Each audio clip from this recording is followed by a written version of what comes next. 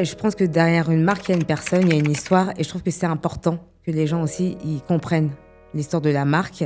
Et puis là, j'étais prête à me livrer. Quand j'ai mis ma tête sur la tête dorée en soie, là, mais la sensation, je me suis vue dans Gossip Girl en fait.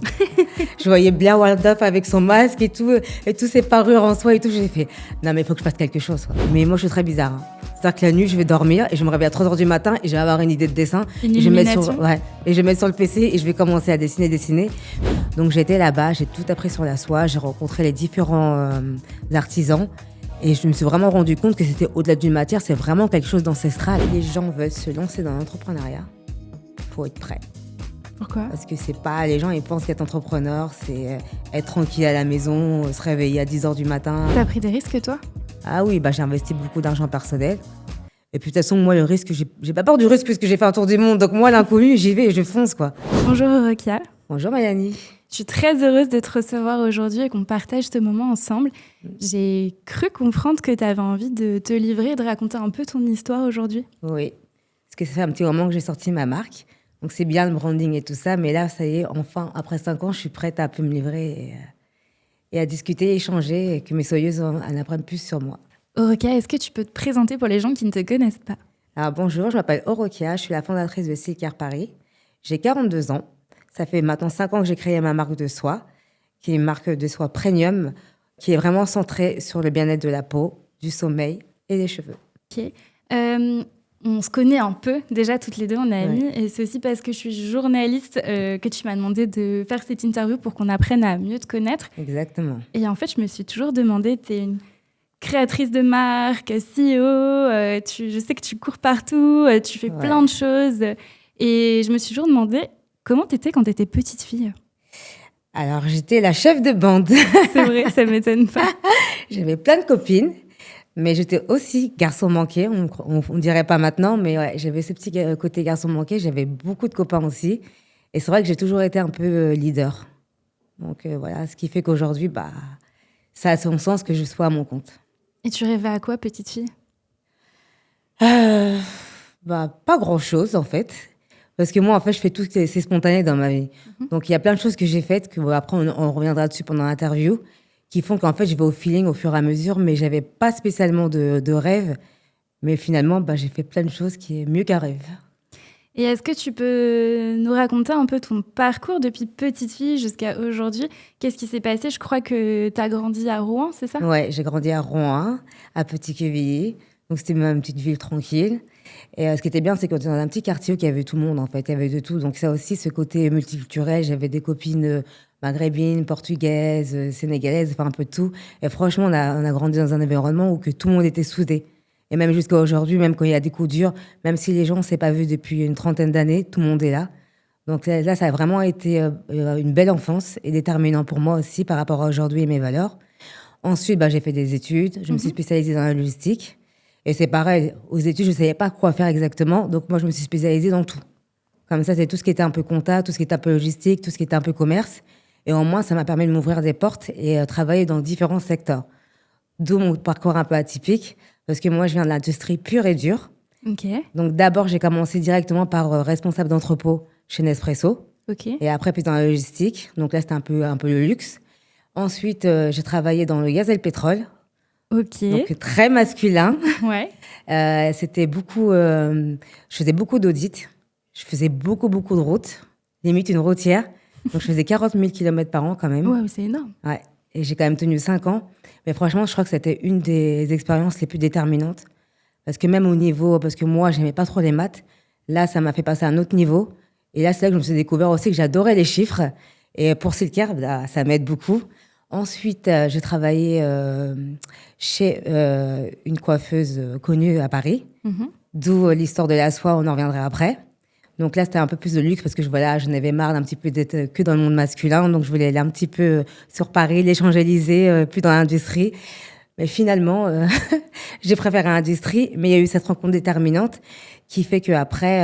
T'étais toujours dans la logistique quand tu travaillais pour cette marque de coiffure ? En fait, par rapport à mon poste, que dans la logistique et les achats, on peut travailler dans n'importe quel domaine. Après, il faut juste comprendre le marché. Mais c'est ça qui est bien, justement. C'est que moi, j'ai jamais voulu être enfermée dans une case. Donc, ça m'a permis de travailler partout. Donc, j'ai fait aussi un peu de luxe. Ensuite, j'ai fait un tour du monde. On en reviendra dessus après. Je suis rentrée aéronautique. L'aéronautique, j'ai adoré. Les moteurs et tout. Je m'occupais des EASA, toute la traçabilité, tout ça, des moteurs, je les connais par cœur. Ça, j'ai adoré. Et ensuite, en BTP, ma dernière expérience, où c'est là que j'ai en même temps ouvert Silkair. Enfin, créé Silkair, la même année, mais en fin d'année. Je suis restée quelques années. Ça, c'est plus ou moins bien terminé. Au niveau des compétences, là, je suis vraiment montée au niveau supérieur. Après, dans cette société, quand on monte, et surtout quand on est une femme noire, c'est pas trop accepté. Ça a été compliqué. Mais en même temps, ça m'a rendue encore plus forte. Et là, Silkair, je vais tout donner, je donne tout et j'espère que j'irai loin partout. Ouais. Et tu dirais que toutes ces étapes dans ta vie, en fait, elles t'ont menée jusqu'à la création de ta marque, elles t'ont servi, elles t'ont apporté des skills? Déjà, tout ce qui est la gestion d'entreprise, comme c'était mon cœur de métier, ça a été très facile pour moi de monter ma boîte. Les gens me disent, oui, j'ai la logistique et j'ai des stocks, c'est mon travail. Tout ce qui est, par exemple, le dédouanement et tout ça, je maîtrise. Donc, c'est des choses que j'avais pas besoin, en fait, d'apprendre en tant que CEO.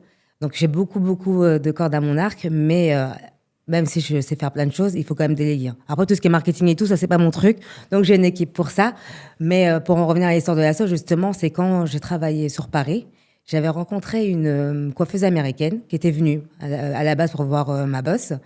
Moi, j'étais dans les bureaux, donc j'avais rien à faire au niveau du comptoir. Donc, ma collègue, elle est venue, elle me fait « Rokia, faut que tu viennes. Il y a quelqu'un qui parle anglais, on comprend rien et tout. » Puis moi, j'y vais. Je dis « Ouais, salut, hello, Rokia, nanana. » On commence à parler. Et là, elle me dit « Oui, il faut que je vois votre boss, c'est important et tout, nanana. » Je fais « Là, elle est en réunion, il faut pas la déranger. » Sauf que moi, en plus, je suis pas... j'étais vraiment dans l'industrie, moi. Donc après, tout ce qui était réseaux sociaux, les stars, enfin, voilà, c'était pas trop mon truc. Et là, je découvre que c'était quand même Jen Atkin, quoi. La coiffeuse de Kim Kardashian. Okay. Et donc, du coup, on a parlé, elle m'a snappé, et là, je regarde, elle me dit, oui, je suis connue, et je vois 3 millions. Je dis, ah ouais, quand même. Un petit peu. Tu vas fameuse. Et là, on a échangé, et là, elle m'a offert de la soie. Ok. Et c'est ta première vraie rencontre avec la soie? Ouais, c'était ma première vraie rencontre, parce que c'est là-bas aussi que j'ai appris que c'était... Enfin, je savais déjà les vertus de la soie et tout ça, mais comme c'était pour moi une matière qui était chère, excessive, et qu'on voit que ça à la télé, en fait, je faisais pas plus attention que ça. Mais elle, comme l'a offerte, ça m'a déclenché quelque chose. Quoi? Et le soir, en fait, quand j'ai mis ma tête sur la tête dorée en soie, là, mais la sensation, je me suis vue dans Gossip Girl, en fait. Je voyais Blair Waldorf avec son masque et tous ses parures en soie et tout. J'ai fait, non, mais il faut que je fasse quelque chose, quoi. Et donc là, en fait, je le déclic parce que, à cette expérience-là, ça faisait déjà 11 ans que je travaillais. Donc, du coup, je me suis dit, allez, là, ça se passait pas très bien. Mais bon, après, comme un accord, on a fait une rupture. Et là, j'ai pris mon sac à dos. Je suis partie faire un tour du monde. Et c'était trop bien. Ok, donc tu dirais que c'est cette rencontre-là qui a été vraiment déterminante, un déclencheur. Ouais, déclencheur pour... après, c'est resté dans le coin de ma tête. Mais déjà, cette rencontre-là, ça m'avait déjà bouleversée par rapport à la soie. Et aussi, après, cette expérience-là, pareil, hein, en fait, toutes les expériences, ils m'ont tout apporté quelque chose. À chaque fois que je changeais de travail, parce que moi aussi, j'aime pas la routine. Donc, même si j'adorais mes collègues et tout, à un moment donné, une fois que j'ai fait mes missions, j'avais besoin de partir et faire autre chose. Là, ça faisait déjà 3 fois que je changeais de travail. Puis, généralement, je restais entre 4 et 5 ans quand même. Je voulais vraiment être toujours confirmée et aller au bout de mes missions. Là, quand j'avais changé pour travailler dans le luxe, déjà, le luxe, c'était pas trop au début. Enfin, c'était un univers que je connaissais pas. Et donc, du coup, j'ai fait un break. Enfin, je travaillais que 6 mois. J'ai fait ce break. Et je suis partie pendant 2 ans. Donc, j'ai d'abord commencé en Australie. C'est ça, t'es partie faire le tour du monde. Ouais. C'est encore la révélation, là. C'est encore une grosse aventure, ouais, ça. Une grosse aventure. Et, alors, c'était drôle parce que 1 an avant, j'avais une amie à moi, une amie d'enfance. On s'était vus, ça faisait longtemps. Donc, on avait pris un verre ensemble. Et elle me disait, oui, ça serait bien que... Elle me parlait qu'elle voulait faire un tour du monde et tout ça. Et alors, puis moi, j'étais dans mon mood parisien. Je disais n'importe quoi. J'ai fait, mais pourquoi un tour du monde en backpack, dormir avec des gens? Je fais, t'es bizarre. Et en fait, 1 an après, c'est moi qui a fait son rêve et elle l'a pas fait. Ok. Et comme quoi, tout est spontané, en fait, dans ma vie. Il y a jamais, j'aime pas planifier. Mais par contre, quand il y a quelque chose qui me tient à cœur, je vais le faire et je vais aller jusqu'au bout. Comme pour ta marque. Exactement. Ok. Et donc, envie de faire une tour du monde, c'était spontané. Bim, t'es partie, t'as fait tes valises. Ouais. j'ai fait mes valises. Et t'es partie où? Je suis partie, alors, j'ai commencé par l'Australie. Donc d'abord, j'étais à Perth, et après, je suis partie en Nouvelle-Zélande. J'ai fait toute la Nouvelle-Zélande, du nord jusqu'au sud, où il fait très froid. J'étais au Fidji. Après, je suis revenue en Australie pour faire tout le tour de l'Australie, tout ce qui était Melbourne et tout ça, et Sydney. Après, j'ai été en Asie, Philippines, Vietnam, Cambodge, j'ai adoré. Et après, la Chine aussi, parce que je me suis dit, à un moment donné, c'est bien de te promener, mais il faut commencer à apprendre tout sur la soie, parce que malgré que j'ai fait un break, c'est resté. Ça m'avait vraiment perturbée. Ah ouais, donc c'était quelque chose ancré en toi. Ouais, malgré que j'étais en mode backpack, sac à dos, voilà, c'était vraiment resté dans ma tête. Donc j'étais là-bas, j'ai tout appris sur la soie, j'ai rencontré les différents artisans, et je me suis vraiment rendu compte que c'était au-delà d'une matière, c'est vraiment quelque chose d'ancestral. Et que c'est vraiment un savoir-faire à part. Donc, du coup, de toute la sériculture par rapport à la chenille, parce que ça vient d'une chenille, donc le bombix pour la soie de mûrier. Et donc, du coup, j'ai appris tout sur la sériculture, comment ils tissent et tout ça. Et c'est vraiment, c'est minutieux comme travail.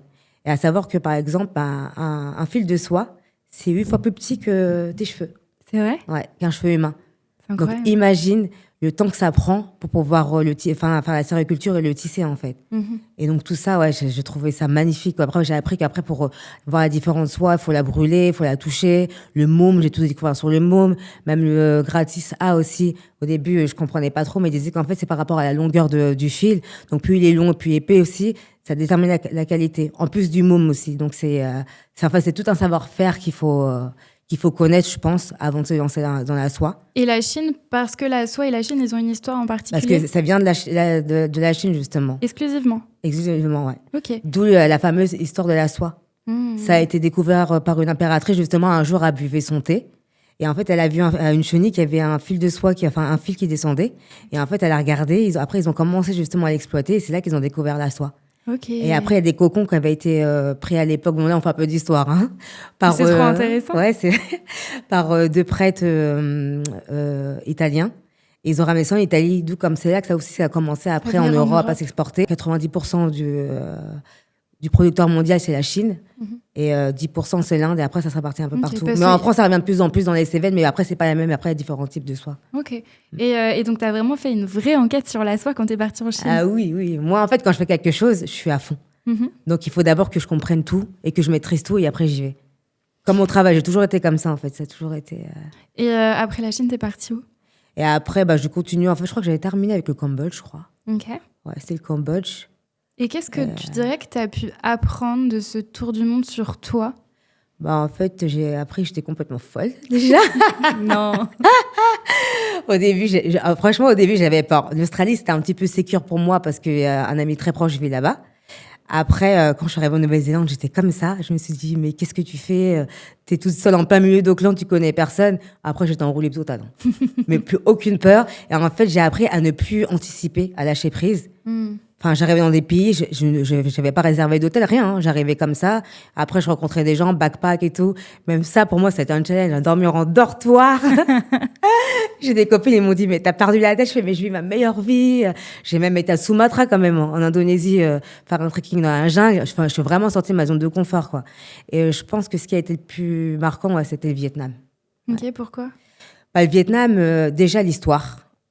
Quand j'ai été au musée de la guerre, c'est vraiment, ça m'a pris au trip, j'en ai pleuré même. Et puis là, je suis vraiment, vraiment sortie de ma zone de confort. C'est-à-dire, j'ai rencontré des nanas, des Hollandaises, et des Allemandes aussi. Ouais, il faut aller à Janloop. Bon, moi, je suis partie. Hein. Moi, on me disait d'aller dans endroit, moi, j'y allais. Hein. Sauf qu'après, c'était des routes sinueuses. Les routes, elles n'étaient pas faites. C'était que des cailloux. C'était pendant 5 jours, on roulait dans des rizières avec des virages. Jamais de la vie. On m'aurait dit ça 2 ans avant. Je me suis dit, mais ça va pas, je vais pas le faire, quoi. T'as appris que t'étais une aventurière, en fait. Ouais, c'est pour ça que je suis un peu folle.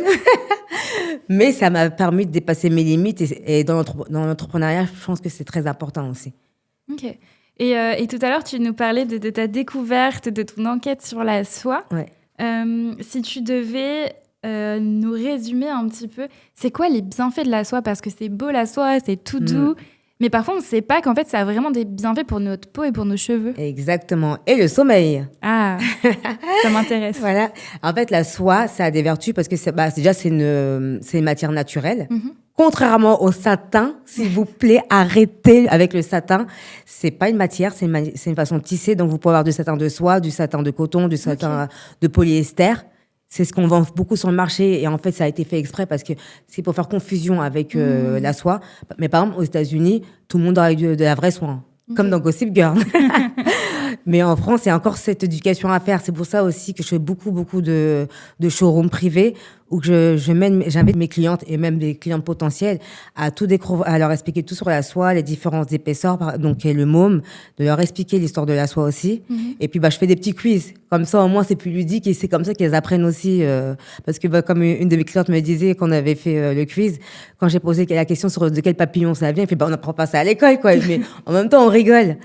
Et du coup, il y en a qui sont déjà convaincus, mais il y en a plein qui sont pas au courant que pour la peau, et ça évite, ça ralentit l'apparition des rides. Donc déjà, c'est pour ça que c'est bien de dormir sur une tête d'oreiller en soie. Même pour et les masques, c'est très bien pour le contour des yeux parce que c'est le contour qui est vraiment plus fragile. Donc ça, faut prendre l'habitude à dormir avec et c'est un complément en plus de votre routine beauté.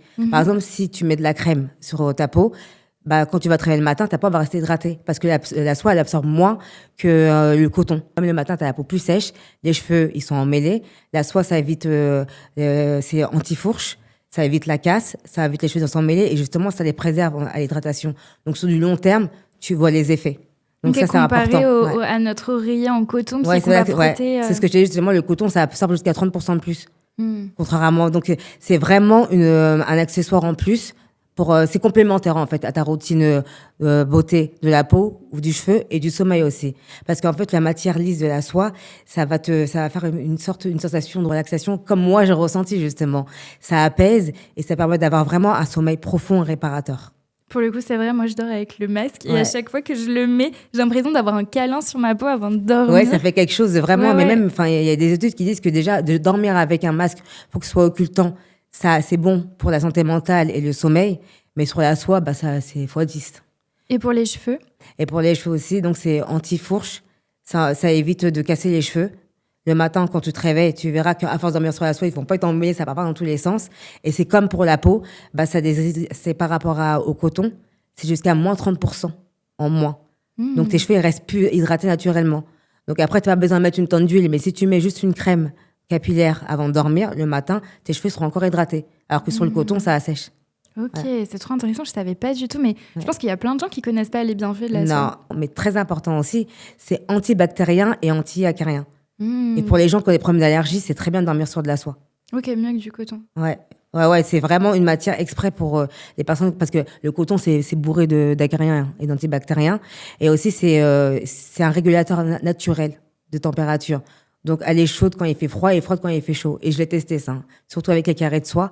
En été, les casquettes, ça donne chaud. Ça, du coup, quand il fait chaud, je ressens plus la chaleur, ça fait comme un barrage. Et là, tu vas nous montrer ton carré de soie. Est-ce qu'il y a un produit dont tu es très fière ou dont tu es le plus fière dans tes collections Mes carrés de soie. Donc celui-là, en l'occurrence, c'est un des best-sellers de la saison. Je l'ai sorti l'année dernière. Et en fait, moi, je design moi-même mes carrés de soie. Donc du coup, je fais des éditions limitées à chaque fois. Et en plus, ça me différencie de la concurrence. Parce que oui, il était doré en soie, c'est bien, ça dévertuie tout ça. Mais je sais que j'ai besoin de ce côté créatif dans ce que je fais. Donc d'où le fait qu'aussi, je design moi-même mes packaging. Ah, c'est toi qui les dessines? Ouais, je les dessine moi-même. Ça fait très américain, j'aime trop. Voilà. Gossip Girl. C'est ça, c'est ce que j'allais dire. Je design moi-même, même mes pochons, en fait, c'est moi qui vais faire toutes les dimensions, tout. En fait, je veux vraiment que ce soit personnalisé et qu'on reconnaisse la signature de Silker. Et donc, ça, c'est vraiment ma fierté. Mes carrés de soie. Et comment tu conçois et tu crées tes collections? Est-ce qu'il y a des gens qui t'aident? Est-ce que tu disais que là, tu dessinais tes carrés? Comment ça se passe quand tu dis, OK, là, je vais créer ma nouvelle collection? Après, c'est souvent... déjà, quand je voyage beaucoup. Donc, quand je voyage, j'observe beaucoup. J'aime bien regarder dans les hôtels les couleurs, les tendances et tout ça. J'adore la mode aussi. Et donc, ça va souvent partir d'une couleur. Après, le design, je sais pas. Mais moi, je suis très bizarre. Hein. C'est-à-dire que la nuit, je vais dormir et je me réveille à 3h du matin et je vais avoir une idée de dessin. Une illumination. Et je vais mettre sur le PC et je vais commencer à dessiner. Puis après, je demande à mon entourage proche, vous aimez bien ça. Et puis après, ça prend forme, quoi. Et ok. Voilà. Et donc, est-ce que tu as appris des gens? Comment ça se fait une fois que tu as dessiné ton produit, ta collection? Qu'est-ce qui se passe après? Après, je fais imprimer. Ok. Voilà, sur de la soie. Je fais imprimer, puis après, ça arrive, toute la logistique, quoi, tout ce qui est... Et puis après, on fait souvent, après, je fais des showrooms de toute façon pour lancer une nouvelle collection, pour faire découvrir. Et puis voilà, et puis ça prend tout seul, quoi. Et c'est surtout ce côté limité qui fait que les gens aiment bien aussi. Donc, je fais toujours à peu près une cinquantaine de pièces pour chaque collection. Et celui-là, franchement, c'est trop ma fierté. Oui, c'est ça, c'est qu'en fait, chaque collection change. Et en fait, on peut pas... Est-ce qu'il y a des... Est-ce qu'il y a des pièces qu'on peut racheter tous les ans ou toutes tes collections changent à chaque saison? Elles changent à chaque saison. Donc là, il faut que je m'y mette là, pour la prochaine collection. Okay. Parce qu'il y en a qu'on m'a demandé de ressortir en grand, mais non, je vais encore vous surprendre. Vous allez voir. Ah, mais c'est trop bien. Et c'est pas beaucoup de travail, justement, de repenser une collection à chaque fois, à chaque Ouais, saison. mais bon, mon cerveau, il aime bien réfléchir. Et comme je t'ai dit, c'est dans la nuit. J'ai toujours des idées. Et je dors pas beaucoup. Donc, je préfère utiliser ce temps à créer. Puis, mais oui, après, déjà, je suis à mon compte toute seule. Bon, après, j'ai une équipe quand même, hein, des prestataires. Mais 75%, c'est moi qui est aux commandes. Mais il faut commencer à apprendre à déléguer. Parce que moi, ce que je veux après, c'est focus que sur le business et la stratégie. Tu disais que tu travaillais toute seule sur tes collections, mais que tu avais quand même des gens qui t'accompagnaient? Oui. Pas au niveau de la collection, mais déjà au niveau de la communication. Chez ma community manager, Camille, j'ai fait une dédicace, qui elle-même dit que je suis têtue.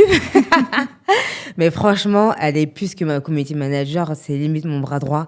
Elle m'aide beaucoup pour la stratégie. Même là, on a un gros projet, une grosse campagne marketing. Elle m'aide beaucoup. Et typiquement, le modèle de la coiffure, je voulais pas le faire parce que j'avais pas le temps. Et dernière minute, elle m'a sorti un design pour mon stand. Et elle est toujours en train de me motiver. Et franchement, elle va au-delà de ce qu'elle doit m'apporter. Et je voulais la remercier pour ça. Et aussi mon avocate, Maître Jagou, que je connais maintenant depuis 3 ans.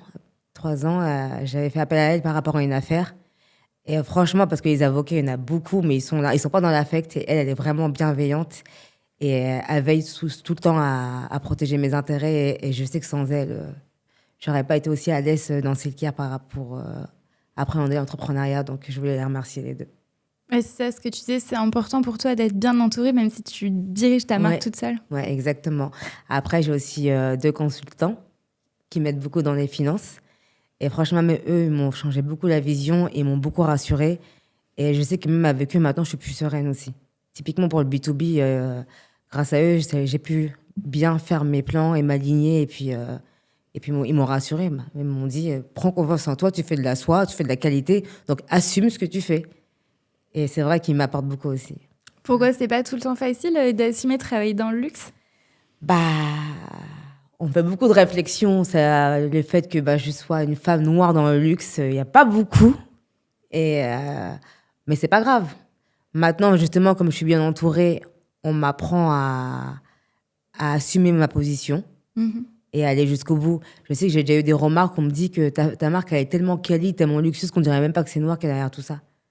Pardon? Ouais. On me l'a déjà sorti. Mais là, par contre, c'est tout le monde. Hein. Ça peut être aussi bien des blancs ou des noirs, on me l'a déjà sorti, ça. Donc, je pense que c'est quand même... Il y a un problème de fond et que c'est un travail à faire avec le temps. Est-ce que tu crois que c'est aussi un problème de rôle modèle? Il n'y a pas assez de rôle modèle de femmes noires dans le luxe? Il y a quand même... C'est un plafond de verre qu'il faut casser et que c'est compliqué. Est-ce que c'est aussi quelque chose qui est important pour toi, de dire que tu aimerais peut-être donner envie à d'autres femmes de se lancer? Ouais, après, il y en a beaucoup qui se lancent. Hein. Mais c'est qu'on a toujours cette image de la femme noire à faire des choses vraiment incroyables. On les catalogue. Alors que moi, dans mon entourage, il y a beaucoup de personnes. J'ai des cousines, elles sont avocates. Ma petite soeur est bientôt dentiste. Enfin, voilà, il y en a qui ont beaucoup quand même des postes à responsabilité ou des belles carrières. Mais on va toujours donner cette étiquette qu'on n'est pas capable de faire des choses waouh, quoi. Et là, le luxe, c'est encore autre chose. Après, j'ai quand même des belles rencontres, hein, des clientes magnifiques, mais j'ai eu quand même des réflexions. Et puis après, je pense que c'est un problème de fond, parce qu'on m'a déjà dit aussi, t'as bien fait de prendre que des blanches dans ton stand. Mais pourquoi, en fait Je prends pas les gens par rapport à leur couleur, je prends par rapport à leurs compétences, en fait. Et donc, je pense qu'il y a un problème de fond à régler. Ça viendra avec le temps. Après, moi, je n'ai pas le temps, je suis dans mon couloir, mais moi, c'est vraiment plus pour moi personnellement, où là, ils m'ont fait prendre conscience que je faisais de la qualité et qu'il fallait que j'assume mes prix, parce qu'à un moment donné, faut marger, quoi. Est-ce que tu crois que c'est pas aussi... Je travaille avec beaucoup de femmes et je me rends compte que on a tendance à se sentir, à pas avoir confiance en nous, à pas se sentir légitime en tant que femme. Dans la société, on nous a appris à pas faire trop de bruit, à s'effacer. Après, non, parce que comme je t'ai dit, moi, par rapport à ma carrière, j'ai beaucoup d'un truc masculin. Donc, du coup, m'imposer, j'ai jamais eu de problème avec ça. Après, moi, c'est plus un problème de misogynie. Mm. Donc, c'est encore un autre problème. Je trouvais ça ultra surprenant du fait que tu passes du salariat à travailler dans des milieux qui peuvent être un peu masculins. Tu travailles avec des moteurs d'avion, etc., à passer à l'entrepreneuriat et à la soie. Ouais. Comment tu te sens par rapport à ça? Comment tu expliques cet énorme virage? Comme je te disais, déjà, quand j'étais petite, j'avais beaucoup de copines, mais en même temps, j'avais beaucoup de copains. J'avais aussi ce côté garçon manqué. Donc, j'arrive autant à m'adapter dans un milieu masculin que féminin. Donc, du coup, même quand j'étais dans le côté plus industrie pure et dure, j'ai toujours entretenu ce côté féminin, en fait. Moi, j'étais du genre, comme disait une de mes collègues, j'étais un peu particulière. Je peux arriver dans un entrepôt habillée en talons, en jupe, et après, je te mets les chaussures de sécurité et j'y vais, quoi. Et après, je repars et je redeviens une femme, quoi. J'arrive, en fait. Ça a toujours été ma personnalité, en fait. Ça, c'est un peu atypique. Et c'est quoi ce déclic de commencer à être ton propre patron? Qu'est-ce qui s'est passé dans ta tête? Après, de toute façon, je pense que depuis toujours, j'ai toujours su que je n'étais pas faite pour être dans le salariat. Ok. Déjà, même la prof, la chance que j'ai eue, c'est que dans tous mes postes, j'ai toujours été autonome. Donc ça aussi, ça m'a aidé à rester un petit peu plus longtemps que prévu dans le salariat. Mais j'ai toujours été autonome. Donc j'ai toujours des postes à responsabilité où que je fais mes choses, je m'autogère. Donc j'avais déjà cette discipline pour devenir entrepreneur maintenant. Voilà. Et tu dirais que c'est quoi le plus gros challenge que tu as pu surmonter dans ta carrière d'entrepreneuse? Je pense que c'est quand j'ai dû aller voir toutes les banques, faire mes business plans pour les convaincre de me prêter de l'argent et pour continuer à développer Silkcare. Et ça a été un challenge, ouais. Surtout maintenant dans le textile et tout, ils n'y croient pas trop et tout ça. Mais j'ai rien lâché et j'ai réussi à le faire. Et comment tu t'es préparée à ça? J'ai travaillé comme une dingue, comme d'hab. Business plan, tout l'été, j'ai fait que ça. J'ai disparu de la circulation. Et j'ai bossé.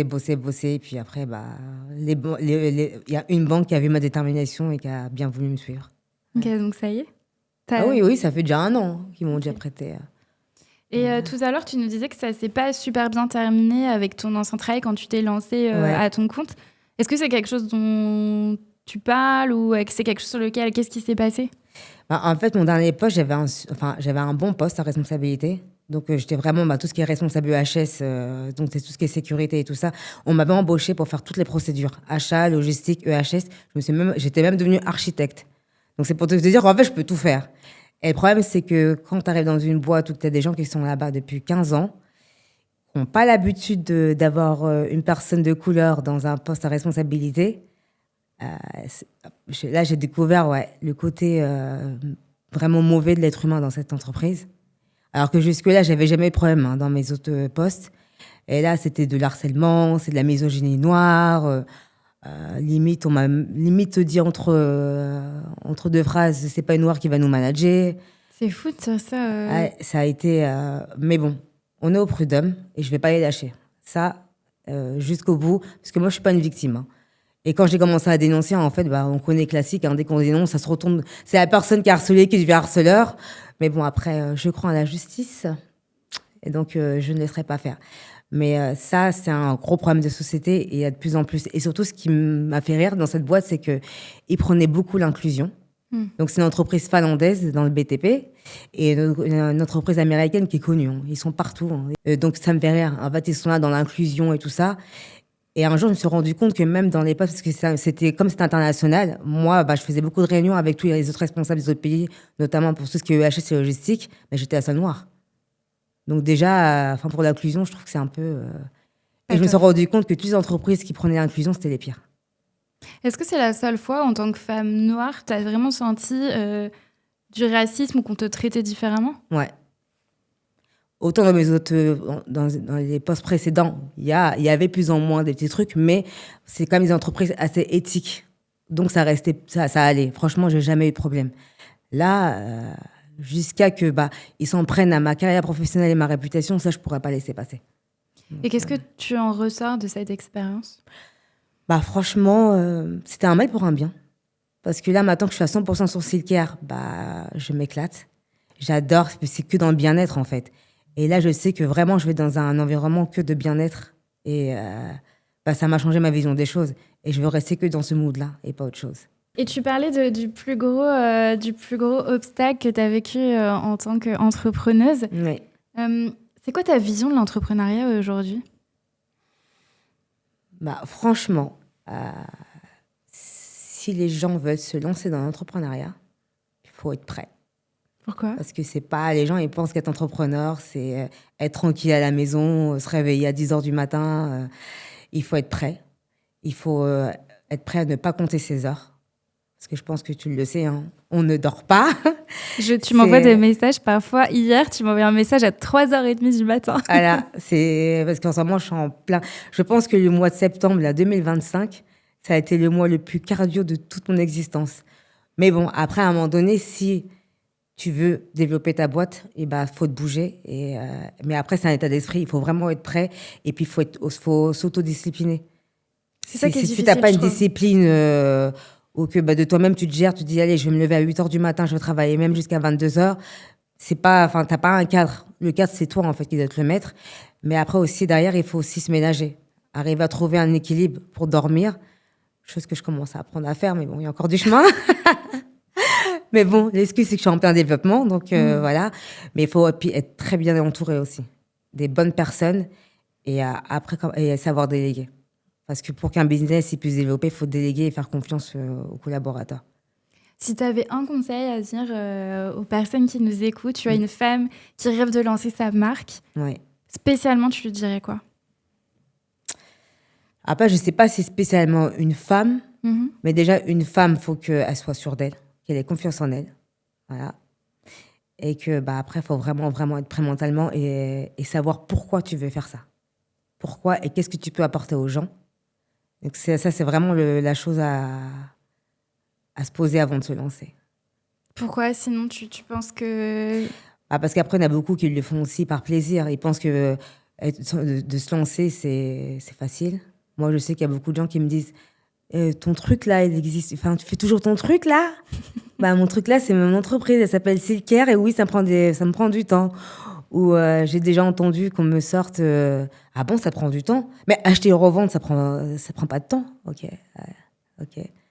Bon, c'est vraiment que tu me suis, toi. Parce que déjà, je disais de moi-même, derrière, il y a de la comptabilité, il y a les impôts, il y a l'URSSAF, il y a tout le marketing, même si je le fais pas. Mais après, il faut être aussi derrière pour valider, les fournisseurs. Là, je commence à avoir de plus en plus de revendeurs, donc le B2B, ça prend beaucoup de temps aussi. Je pense que, c'est pour ça que je dis qu'il faut que les gens ils doivent être prêts. Parce qu'il y a beaucoup de femmes, quand ils me parlent, je pense qu'elles se rendent pas compte que... Et après, c'est même pas que des femmes, mais aussi des hommes. Mais ce que j'allais dire, c'est pour tout le monde le cas. Mais en fait, c'est global, c'est qu'il faut vraiment être prêt et voir les enjeux qu'il y a derrière, c'est pas anodin. Et aussi, il faut être prêt à prendre des risques. Parce qu'on sait jamais, en fait. Parfois, on va investir et ça va flopper. Et puis parfois, ça va être le bon coup. Et surtout, être patient et dans la résilience, parce que y a des choses qu'on fait aujourd'hui, ça paiera peut-être dans 2-3 ans. Et voilà. T'as pris des risques, toi? Ah oui, j'ai investi beaucoup d'argent personnel. Et puis, de toute façon, moi, le risque, j'ai pas peur du risque puisque j'ai fait un tour du monde. Donc, moi, l'inconnu, j'y vais et je fonce, quoi. Parfois un peu trop, mais bon, ça va. Là, je commence à me canaliser et je suis vraiment bien conseillée. Donc, Et tu dirais que tu as appris quoi depuis que tu as lancé Silker aujourd'hui? Qu'est-ce que j'ai appris? La résilience, vraiment. Ouais. Ça, c'est Je l'entendais beaucoup chez les entrepreneurs, mais ouais, la résilience, c'est ouais. Ça veut dire quoi? Et la patience aussi. Ça veut dire quoi pour La toi? résilience, c'est que faut se dire que c'est pas demain, c'est pas parce que j'ai ouvert Silker aujourd'hui que ça va exploser au bout d'une semaine ou un an, quoi. C'est très, très, très long d'installer une marque. Et je m'en suis rendu compte. Mais après, ça prendra le temps qu'il faut. Après, il faut se donner les moyens. Et j'espère que Silker finira. C'est pas j'espère. Silker finira dans le monde entier. Ouais. Justement, je me demandais, tout à l'heure, tu nous parlais un peu de comment tu étais petite fille. Oui. Je me demandais si la petite fille que tu étais aujourd'hui te voyait, 42 ans, créatrice de marque, elle penserait quoi de toi, de tout ton parcours? Je suis quand même fière. Je pense qu'elle serait fière de tout ce qu'elle a fait. Et de toute façon, la vie, comme on dit, c'est pas un long fleuve tranquille. Mais que c'était une battante et qu'elle a été jusqu'au bout de tout ce qu'elle voulait faire. En tout cas, tout ce que j'ai voulu faire, je l'ai fait. Voilà. Et donc, pour le moment, je suis quand même assez fière de mon parcours. Après, je ne sais pas ce qui sera fait demain. Même si Silker, ça plante, au moins, je l'aurais fait. Puis, je ferai autre chose. Voilà. Mais ouais, je suis assez fière de... J'ai beaucoup voyagé. J'ai créé ma marque, j'ai quand même eu des bons postes. Donc, tout va bien. Et est-ce que tu as encore des rêves? De rêve, pas un rêve spécial. Bah, comme je te dis, j'ai beaucoup voyagé. Donc déjà, ça, c'était... Et je continuerai à voyager. Ça fait partie de... J'en ai besoin. Mais je pense que mon rêve, c'est par rapport à Silker, en fait. C'était il y a quelques mois, j'ai une cliente qui m'avait contactée. Et elle m'avait demandé si les turbans, ça allait aux enfants. Je dis, je pense pas. Après, ça dépend. Si oui, elle a beaucoup de cheveux, ça peut aller et tout ça. Mais après, ça dépend en fait vraiment du tour de tête. Mais c'est dans mes projets. Et là, elle me dit que c'est parce que sa fille, elle a une leucémie.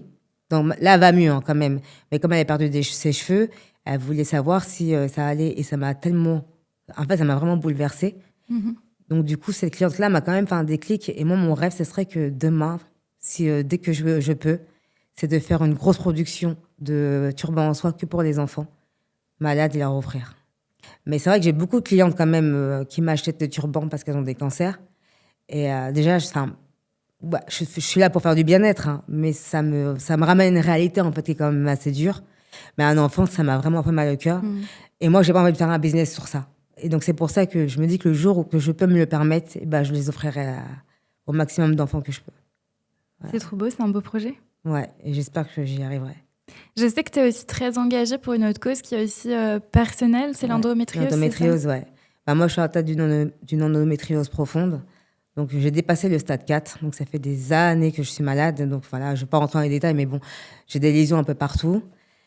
Et là, je m'apprête à avoir la plus grosse opération de ma vie. Mais bon, pareil, mon côté résilience et ne pas me laisser abattre fait que j'ai intégré l'association Endomind. Donc, je fais beaucoup de manifestations avec eux. J'interviens de temps en temps. Là, en ce moment, je n'ai pas trop le temps avec le développement de Silker. Mais cette année, j'ai fait quand même beaucoup de manifestations auprès des écoles pour sensibiliser les étudiants, les élèves. Et aussi, là, il y a l'Endorun qui arrive bientôt. Donc, je serai aussi bénévole, mais aussi organisatrice. Donc, tous les ans, je suis là-bas. Ça, c'est obligatoire. Et elle me fait du bien, l'association aussi, parce que ça me permet aussi de mieux approcher la maladie et l'accepter aussi. Et pourquoi c'est important aussi pour toi de communiquer ça dans ta communication, avec ta marque, etc. Parce que ça touche les femmes, déjà. Et ma clientèle, elle est à 99% féminine. Et en plus, c'est du bien-être aussi. Parce que tout ce qui est la soie, on sait que tous les problèmes de bouffée de chaleur, les règles et tout ça, la soie, c'est quand même une matière qui adoucit, qui rassure. Et donc, du coup, même moi, c'est ça aussi que je veux véhiculer au travers Silker et apporter ce bien-être à travers ma soie, en fait. Voilà. Trop bien. Si tu devais parler de ta marque à quelqu'un qui ne te connaît pas, comment tu décrirais Silker? Silker, c'est né d'une passion, d'une créatrice qui a découvert les bienfaits de la soie. Et moi, ce que je veux vraiment, c'est que ce n'est pas qu'une expérience de vente. Ce que je veux, c'est que vous compreniez les bienfaits, que vous pouvez la toucher, la comprendre avant de l'acheter. D'où le fait que je fais beaucoup de showrooms privés. Et j'adore ce truc de bien-être, de rencontrer mes clientes. Et donc, pour moi, c'est plus qu'une expérience d'achat, c'est vraiment une expérience humaine et de bien-être, Silker. Et tu t'imagines où avec ta marque dans 5 ou 10 ans? Partout, hein. Au Ritz, à Dubaï, au Qatar, partout. Et j'espère, je ne vais pas en parler là parce qu'il faut que ça reste secret, mais j'ai encore plein de projets à développer avec Silker et d'autres projets. C'est important de rêver grand pour toi? C'est très important. Parce que si on ne voit pas grand, justement, on stagne. Et les gens disent que oui, tu vois trop grand. Oui, je vois trop grand. Et je fais des podcasts. Ça va, tout se passe très bien. Pourtant, je n'aime pas parler. Hein. Mais justement, pourquoi c'était important aussi pour toi de te poser et de te raconter alors que de base, tu n'aimes pas spécialement te mettre en avant? Non, j'aime pas spécialement. Mais en fait, après, je pense que derrière une marque, il y a une personne, il y a une histoire. Et je trouve que c'est important que les gens aussi ils comprennent l'histoire de la marque. Et puis là, j'étais prête à me livrer. Donc, je trouve et puis même par rapport aux échanges, parce que oui, je vais voir des clientes en direct, mais les gens qui me voient que sur les réseaux sociaux, ils savent pas ce qu'il y a derrière la marque. Et après, aussi faire tomber ce côté trop lisse. Mmh. Voilà. On a compris que t'étais pas lisse. C'est pour ça aussi que j'hésitais. Non, je rigole. Non, mais justement, je pense que c'est ça qui fait que les gens s'attachent aussi à une marque, c'est qu'ils s'attachent à la personne qui la crée, parce que Silker, c'est toi. Oui, mais en fait, avant, je me disais, Voilà. Puis voilà, comme je te dis, mon côté industrie, enfin voilà, même sur mon Instagram privé, je vais mettre que des photos, mais parler, c'est pas du tout mon truc. Mais c'est vrai que là, l'exercice, je commence à m'y prêter de plus en plus. Et puis finalement, j'aime bien. J'ai l'impression que t'aimes ça. Ouais, après... Et si les gens qui nous écoutent, ils ont envie de te retrouver, savoir connaître tes actus, te suivre, où est-ce qu'ils peuvent te retrouver? Ils me suivent sur Instagram, Silker Paris. Je suis aussi sur LinkedIn, mais c'est plus la partie B2B parce que je commence vraiment à développer aussi des revendeurs. Et sur notre site internet, silkerparis.com. J'avais envie de te poser des petites questions un peu drôles pour que les gens apprennent à te connaître. Ouais. Sois indulgente, c'est mon premier podcast. Je suis très indulgente. Est-ce que tu es plutôt le style d'entrepreneuse en talons, tailleur, à courir partout ou à être en pyjama en télétravail? Je cours partout. Talons, basket. Mais j'ai toujours une paire de baskets au cas où. Mais là, tu as une petite paire de talons quand même. Oui, mais après, je vais remettre mes petites mocassins, ça me va très bien. Mais oui, moi, je cours partout. Un peu trop même. C'est quoi le voyage le plus marquant que tu as pu faire? Alors moi, le voyage le plus marquant, malheureusement, c'est quand j'ai été enterrer mon père au Sénégal. Et du coup, c'était pas un voyage comme les autres. Mais en même temps, j'avais besoin de l'accompagner jusqu'au bout. Et puis après, ça ramène tout, en fait, toute l'histoire de la famille, tout le parcours qu'il a fait. Et ça m'aide encore plus aujourd'hui pour avancer. Parce que je me suis rendu compte de tout ce qu'il a fait. Et ouais, ça a été très marquant pour moi. C'était une étape importante dans ta vie? Très importante, ouais. Et s'il y avait un livre, un plat ou un podcast que tu as envie de recommander et qui t'aide au quotidien, tu recommanderais quoi? Alors, le livre, en ce moment, je vais faire de la pub. Il y a le livre de ma copine Wendy à Rolles. Elle a sorti son premier livre et je suis vraiment fière d'elle. Et en plus, c'est une de mes fidèles soyeuses. Elle est vraiment au top. Et c'est mon premier. Et donc là, dans quelques jours, je pars en Corse, donc je vais le lire. Absolument. Mais au-delà de ça, bon, je fais de la pub, hein. Donc, au-delà de ça, le livre qui m'a le plus marqué, c'est L'Alchimiste. En plus, je l'ai lu pendant mon tour du monde. Donc, c'était à pas nommer. Il m'a vraiment perturbé, ce livre. Pourquoi? Parce que c'est par rapport à sa quête personnelle. Et justement, à cette époque-là, même si j'étais en roue libre, parce que je faisais mon road trip, je cherchais quand même ma quête personnelle. Et ça m'a vraiment perturbé, ce livre. Et je pense que je l'ai lu 3-4 fois et je pense que là, je vais le relire encore. Là. Si tu avais un super pouvoir pour t'aider dans ton business, qu'est-ce que tu aimerais avoir? Avoir assez de temps pour dormir. Voilà. En plus, tu as des mecs normalement qui t'aident à dormir. Hein. Oui, je sais. Mais en fait, je suis tellement... Enfin, moi, on me dit ça parce que j'aime pas utiliser ce mot-là parce qu'hyperactif, c'est vraiment... Pour moi, c'est une maladie. Mais je suis tellement speed que j'arrive même pas à dormir, même quand je suis fatiguée. Donc, il faut que j'arrive à me canaliser et arrêter de réfléchir à mes créations quand je dors. Donc, c'est ça que j'ai vraiment besoin, c'est de dormir. Et en plus, je le dis, en tant qu'entrepreneur, pour tenir sur la durée, il faut vraiment dormir. C'est un marathon. Ouais. Et si tu avais une personnalité dans l'entrepreneuriat ou dans l'art ou qui t'inspire? En ce moment, c'est Kelly Massol quand même. Déjà, j'aime beaucoup ses podcasts. Et puis, elle a fait le job. Hein. Voilà. Elle est partie de rien et aujourd'hui, ce qu'elle fait, c'est énorme. C'est quoi, son storytelling, sa force, son courage? Ouais, son storytelling, tout. Déjà, comment elle a commencé sa marque, son histoire aussi, qui n'a pas été facile. Et bien, je pense que justement, c'est ça qui l'a rendue aussi déterminée. Et regarde aujourd'hui, moi, je trouve que c'est une femme respect. Moi, je te souhaite autant de succès que Kelly Massol. Hein. Merci beaucoup. Et si tu avais un défaut à nous révéler? Un seul. Ou plusieurs. Hein. Ah là, mes amis et ma famille vont rigoler. Alors, je suis très têtue. Mais têtue. Et après, je fonce beaucoup la tête baissée. Après, je sais pas si c'est un défaut ou une qualité. Pas forcément. Ouais. Il y a ça. Ça suffit déjà de défaut. Tu vas pas en révéler plus. Mais c'est têtue. Je suis très, très têtue. Je peux être très chiante quand je veux. Et aller pour être sympa, une qualité?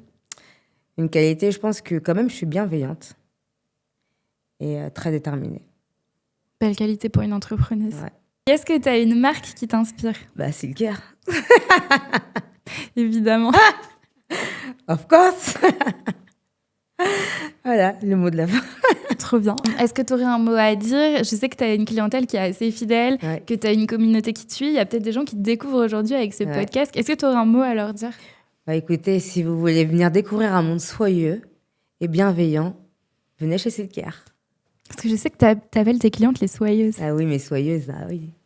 Et mes soyeuses, j'adore les voir, donc je fais beaucoup. Après, je vais pas beaucoup encore en province, Mais déjà, si vous êtes des passages à Paris et qu'il y a un showroom, venez. C'est le meilleur moment de l'année. Et bientôt, il y a Santa Silk qui va approcher. Donc là, c'est le dernier showroom de l'année où on donne tout dans un beau lieu à Paris. Donc c'est le moment aussi d'échanger avec d'autres clientes. Aussi, j'ai des clientes comme ça, sont devenues copines dans les showrooms. On mange, je fais des ateliers bien-être. Et c'est vraiment au-delà d'une expérience d'achat. C'est vraiment un mood, un état d'esprit que j'ai voulu créer au travers Silkia. Tu organises des moments, des petits meetings avec tes clientes favorites? Ouais. Pas favorites, en fait, avec mes clientes, déjà. Et puis après, il y en a qu'on invite. Ceux qui veulent découvrir Silkia, après, elles viennent aussi. Puis... Et si les gens qui nous écoutent, ils ont envie de te retrouver, savoir connaître tes actus, te suivre, où est-ce qu'ils peuvent te retrouver? Ils nous suivent sur Instagram, Silkia Paris. Je suis aussi sur LinkedIn, mais c'est plus la partie B2B parce que je commence vraiment à développer aussi des revendeurs. Et sur notre site internet, silkiaparis.com. Là, c'est la fin, là. Ouais, c'est la fin. Je voulais te faire une dédicace. Vas-y. Voilà, merci beaucoup, Mélanie, pour ce podcast. Et je suis vraiment très, très fière de l'avoir fait avec toi, parce que tu me connais, hein, je suis pas très à l'aise pour parler face cam. Et là, franchement, ça a été du pur bonheur. Donc, encore merci pour cette expérience. Merci à toi d'avoir partagé ce moment. Je suis très heureuse d'avoir pu, en tout cas, aider à parler de ton histoire. Et je suis contente d'être à tes côtés dans ta carrière d'entrepreneuse. Merci beaucoup.